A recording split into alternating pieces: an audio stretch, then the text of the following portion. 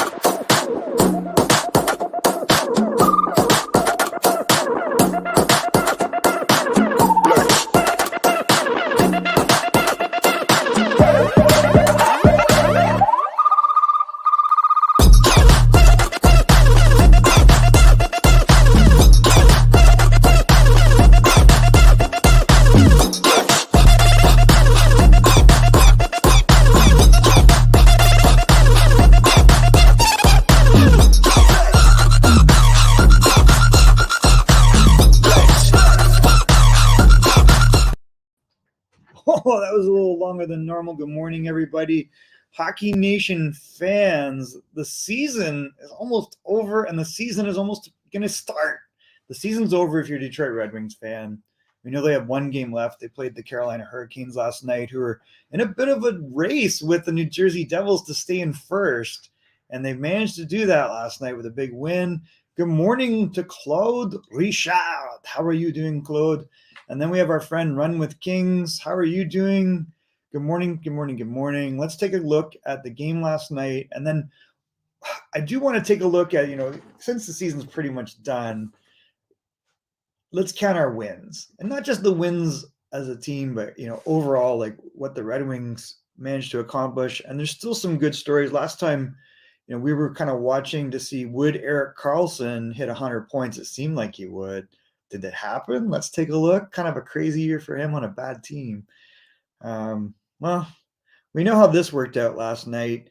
Carolina, strange, like going right to the wire, neck and neck with New Jersey. New Jersey, they're just relentless. This team is no joke. So when we reveal, painful.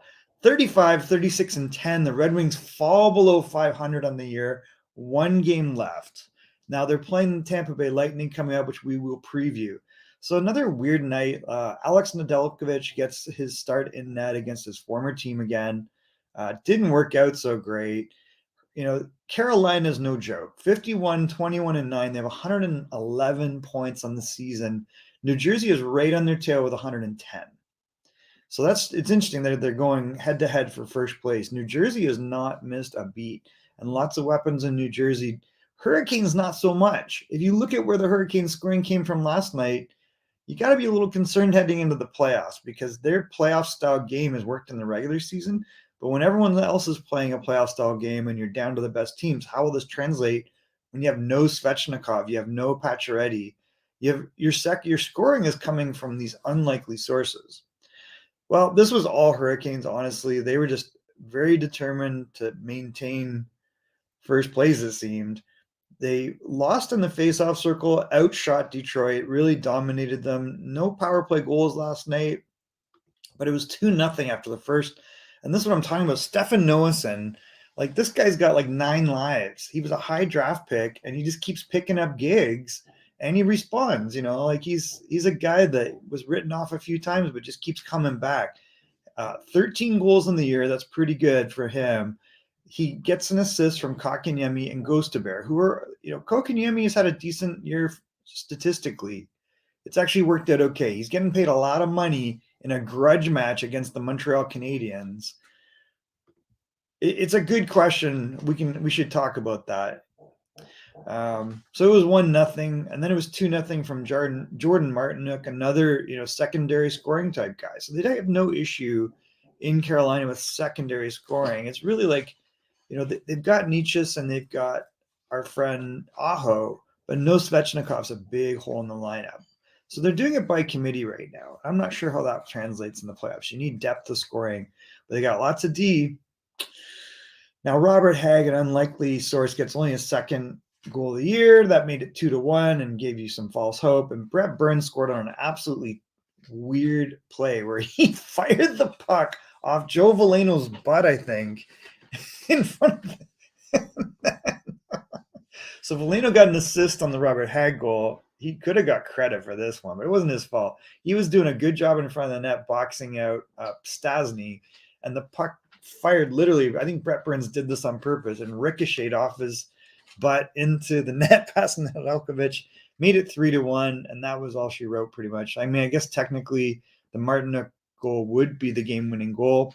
And then Jesperi Kotkaniemi gets an empty netter, his 17th of the year. So at this point, he's got 42 points on the year. That's not bad.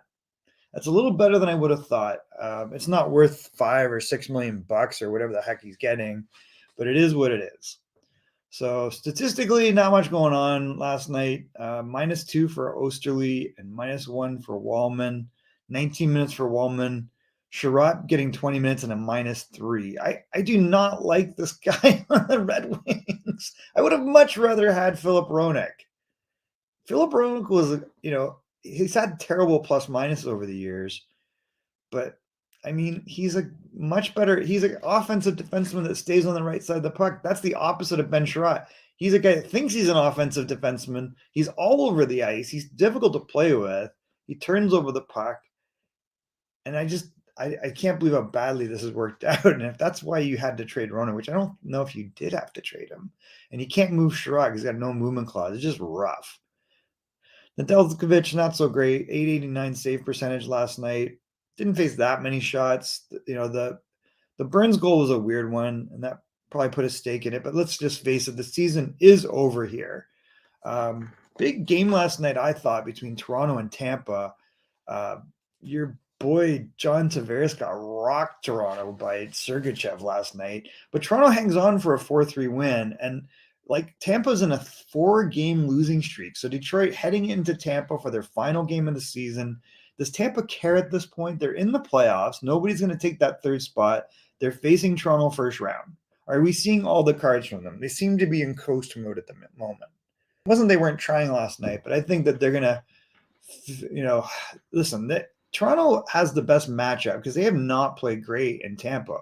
3-7-0 in their last 10. This is a great opportunity for Toronto, but it's a totally different season. All bets are off now. I mentioned that Carolina-New Jersey race, 111 points in 81 games for Carolina, 110 for New Jersey. The Rangers back with 107. Everyone's kind of where they're at in the East, and this has been the case for months. Nothing has changed here. A plus 64 differential for New Jersey. Oh, you think that's amazing? How about 127 for Boston? They set a new franchise record, 133 points. This blow your mind? 7 wins in a row. You'd think that's amazing, except they've done it so many times this year, only losing 12 games so far this year. Do they mail it in for the last game, or do they pull out another win? That'll be interesting to see. But again, all bets are off. Who are they going to face in the playoffs? Well, right now, it's a little bit of a question mark.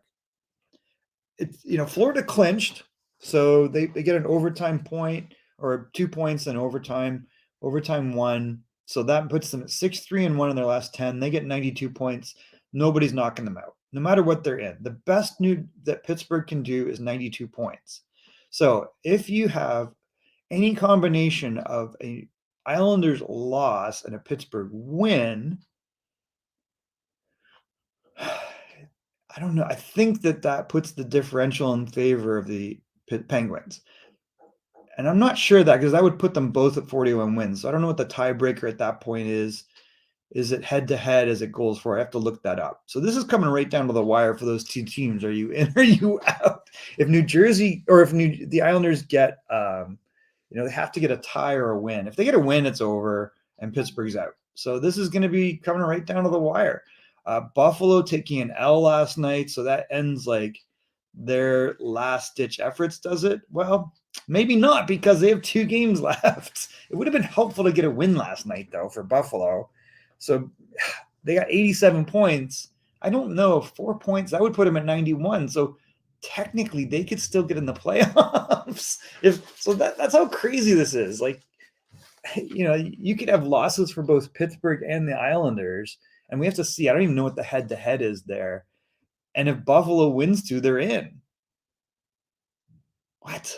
How is that possible? It is possible, and that's what's potentially going to happen here. Like, so this is kind of a fun race to watch. So let's take a look. What is the final game for our friends in the island? Montreal. What? Montreal, you get to play spoiler. So Canadiens fans, which we know there's a lot on this channel, you get to play spoiler. Can you knock out the Islanders in the playoffs? Now, if you beat them and Pittsburgh loses, it won't matter. But Pittsburgh is a much, again, a softy matchup against Columbus. So, man, this is all. What's crazy is, Columbus has been not playing great. They are 2-6-2 in their last 10. That might be more normal for them this year.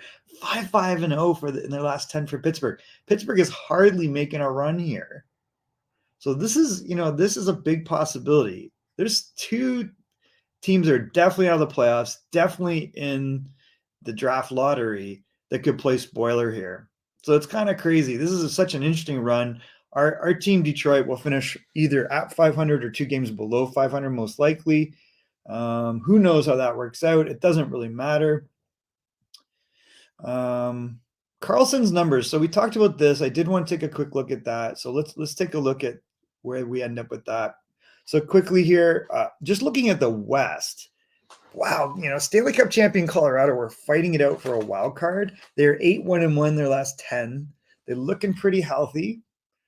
Everyone's playing well in Colorado. Nathan McKinnon firing on all cylinders. Did they get Landeskog back in the playoffs? I think they said he's been traveling with the team. So I'm not sure what that means. 105 points, that's a pretty darn good year. And Dallas at 104, that's a pretty darn good year. They're 7-2-1 their last 10. 4-game winning streak for Dallas. So that's going to be an interesting playoff on that Western side. Minnesota with 102 points. So they're all relatively close. They're all playing above 600 for the season. That's pretty amazing. Vegas gets a win last night against Seattle. That puts them in 109 points with a game left. Edmonton, 107 points, seems firmly in second. Possibility that they get 109. And I don't know, again, what the tiebreaker is there. Is it head-to-head? I got to probably look that up. It says 8 wins in a row for Edmonton. This has been crazy since they acquired Mattias Ekholm. That is like insane, their record. I think that they've lost 2 games since they've acquired Mattias Ekholm. Like, what a difference one player makes. Like, that's crazy. They also acquired Nick Bjugstad, which I think gives them a big second, not second, but secondary scoring. Guy can play third or fourth line center. He's got some scoring ability. We know he's injury prone. This is concerning if you're a Los Angeles Kings fan. No players close to 100% at the stage of the season. Do you think teams would sit big players? Of course. Yeah, for sure. Everyone's beat up. It's a tough season, right? It's a long season. I mean, playing 82 games in the NHL versus 82 in basketball, very, much more damage to players every game. Like, there's body checking, there's fighting, there's just other stuff that happens in hockey. It doesn't happen in any other sports. You're skating around on a bunch of knives with a club in your hand. And then you got these, rocks flying around at people's heads called pucks. Yeah, the turnovers reverse everything for sure. So the wild card race over here is settled. Seattle's in, Winnipeg's in. That's the end of it. It's over. Nashville, Calgary go both. Nashville's so inconsistent this year. Calgary had a lot of trouble, but they finished pretty good their last 10, but it was not enough. 4 points separating them right now from Winnipeg. Do they mail it in the last game? It doesn't matter at all. So see who they dress and who's worried about that. Considering the firepower that Calgary lost in the offseason, both Johnny Gaudreau, who's definitely not on a playoff team in Columbus, what a disaster that is. And then, which I did not understand that, like, signing. It made no sense on his part. I didn't get that, but it is what it is. Calgary, brought in Kadri. They get Huberdeau, who's a bit of, I think that exposes Huberdeau to a coach that's not particularly going to be fond of his style. They get Mackenzie Weegar in Calgary, none of it enough. They don't get good goaltending from Markstrom 2 years in a row. You're relying on Daniel Vladar in the background. That's not great. Something's got to change in Calgary there. As close as they are, they're far away. It's not a young team up there. And you've lost like a young superstar, Tkachuk having an absolute monster year and managed to get Florida into the playoffs. And it didn't look like they were in. Like the last 12 games have been really good for them. So here we are, 4-5-1 versus 3-7-0. 4 losses in a row for Tampa. Do you think they're just playing possum? Do they're like, you know what? We know we have that third spot. We know we're facing Toronto the first round. We're not going to show our hands. Let's lull people. Let's get healthy. And I think that they are savvy enough. They've been in the finals, 3 years in a row? They've won 2 of the last 3 Stanley Cups. You got to think that they're just trying to get healthy and ready. They still have a lot of firepower. Did our friend Braden Point last night, I didn't check this yet. I didn't really follow that game. If you watch the Leaf game, nope, he didn't. So Braden Point stuck at 49. Can he get 50 against Detroit? So that'll be something to watch. Be nice to see him get that, to be honest with you. Like, get your 50th goal. Why not? So right now, as it stands, you've got 51 for Draisaitl, 54 for Rantanen, Pasternak 60, and 64 goals for Connor McDavid. So Connor McDavid should win. He will win the Art Ross. He should win the Rocket Richard, unless you have a monster breakout game from Pasternak to get 5-6 goals, which is not impossible, by the way. Draisaitl, 125 points. Like, this is a line for the ages, those two guys. And our friend Erik Karlsson gets his 100th point. That is a phenomenal year for a guy that people are writing off. I mean, it took a lot of years for them to get payoff on that. By the way, last night, Dylan Larkin for the second game in a row out. So that really hurt Detroit for sure. It's got to suck being first in the pack last season to miss the playoffs the following season. With Calgary, you mean? Yeah, for sure. I mean, they lost so much. And in the end, you understand what a year for Matthew Tkachuk. I mean, Matthew Tkachuk is the 4th or 5th leading scorer in the NHL behind Draisaitl, McDavid, Kucherov, and Pasternak. And just ahead of McKinnon. But McKinnon, A, might pass him, and B, would, missed a bunch of games. But Tkachuk, I mean, 78 games and 108 points. After a 104-point season, he actually improved on last year's numbers, and he's a pain in the butt. So Florida winning that deal, which you kind of figured it would, but it is what it is. Good for Karlsson, good for Tkachuk, good for Florida. Heading into this game, I don't think you'll see Vasilevsky. Do you see Husso? Maybe. He hasn't been playing great. Drops below 900 save percentage on the year. That's pretty bad. Red Wings have been getting thumped a lot lately. Brian Elliott, does he start? Do they put someone else in? I'm not sure. We'll have to check on the goaltending. Kucherov, monster year. Perron's been playing real well down the stretch. If you're a Detroit Red Wings fan, you got to say, hey, it's our last game. Let's see what happens. You're not too worried about it. Tampa may not be worried about it. So that might be a nothing game. Overall, like, a little disappointing, these numbers, but this is, to me, you need another goalie to help Husso. And it's not these two guys. I think overall, you got to be happy with what you saw in the net from him.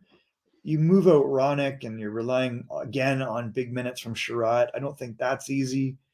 You got to love Simon Edmondson and Sider in the mix, and Wallman's been pretty darn good for them, but they need another defenseman that's not named Ben Sherratt. I don't see that working out. him a left shot playing on the right side. He's erratic. Really disappointing for Filip Zadina. You got to think this is over.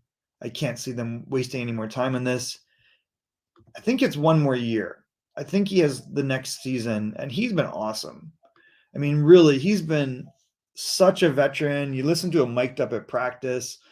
He's mic'd up at practice, and he asked at the end, okay, can you shut this off? I got to go do some business, which he had to have a private conversation with a teammate. He's a really, really good leader, really, really talented player.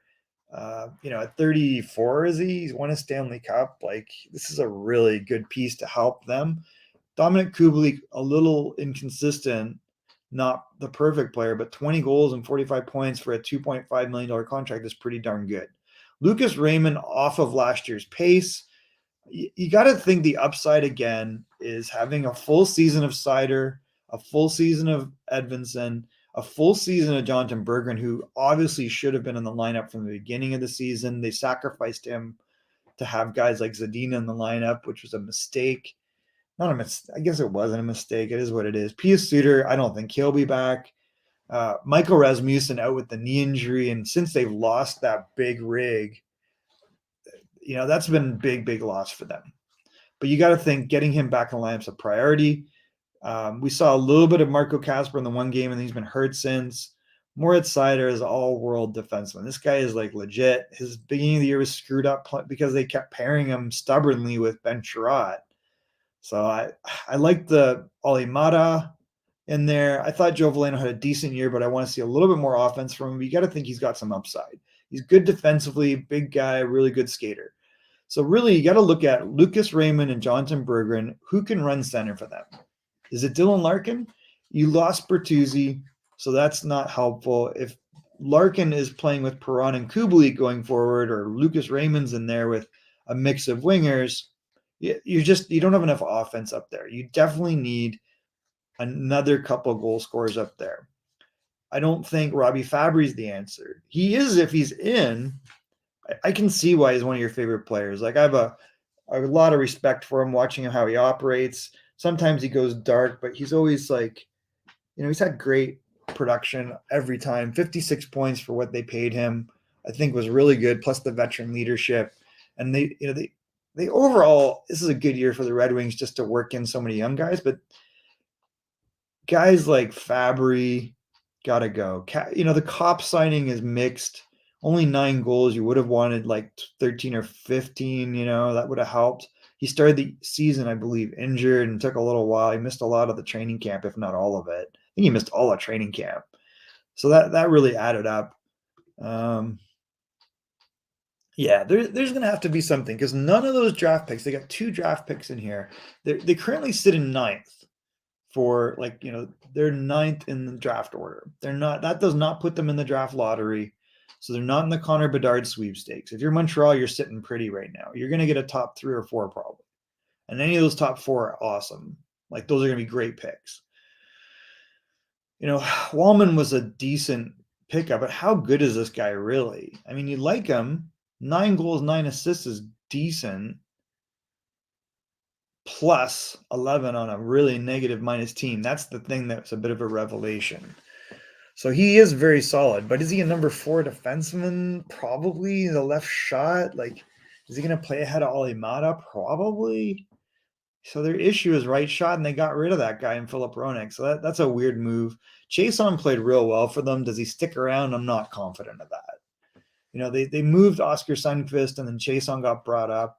Really disappointing year for Gustav Lindstrom. You've got young Albert Johansson in the minors. You've still got William Wallander. I'm not sure if either of those guys is a top 4 player. So the upside is, again, Berggren, Raymond, take the next step in their development. You got to build a line around Dylan Larkin again. And I don't know if Lucas Raymond makes Dylan Larkin better, in my opinion, because Dylan Larkin is captain hand grenade when his passes go off his stick. So there's that. There's a lot of questions in Detroit. If Rasmussen's healthy, then this is probably a real good year for him. It's like a 45, 15 goal, 30 assist season, which you're pretty happy with given his size and everything else he does. You still got Elmer Soderblom in the minors, so you got to see he's going to come up. He had a real good year. Let's. What did he end up with? A couple injuries maybe derailed him a little bit. So yeah, he only ends up with 5 goals in 20 games, but he had 5 goals in 21 NHL games, 5 goals in 20 AHL games. So the injuries were kind of like derailing him this year. That's really unfortunate. But at that pace, I mean, he's a 20 goal scorer somewhere.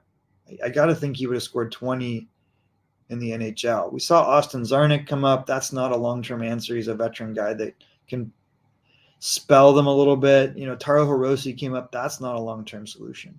So there's a lot of holes in this scenario. Did Jarek McIsaac do enough to redeem his career? Minus 14 in the minors. I don't know. Cross Hannes had a decent year, but again, injuries add up for these guys. They lost a lot of goals with Jacob Verana. So that was really disappointing given everything that happened. He ends up with 9 goals in 18 games with St. Louis. So he had 10 goals in the year in only 23 games. You know, we know the personal struggles, but that's a bit of a punch, you know. So your hope is you get production from, you know, sources that you need higher end production. That's what it boils down to. All right, guys, I'm going to wrap this up. I appreciate you jumping on Run with Kings and Claude this morning, and anyone else that's watching this, please hit like and subscribe. We have one more game. We'll recap that game, and then we'll kind of do our year awards for the Red Wings, and then we'll check in with Coach Frenchie and see what we're doing for the playoffs, which is not going to include Detroit. I think all the playoff races except for the one in the East are decided, so we'll watch and see. Can Pittsburgh beat Columbus?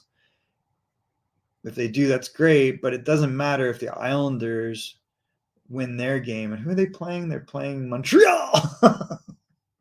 So you guys have actually a meaningful game to watch. All right, guys. Thank you so much. Have a wonderful day, and we will check in with you on Friday.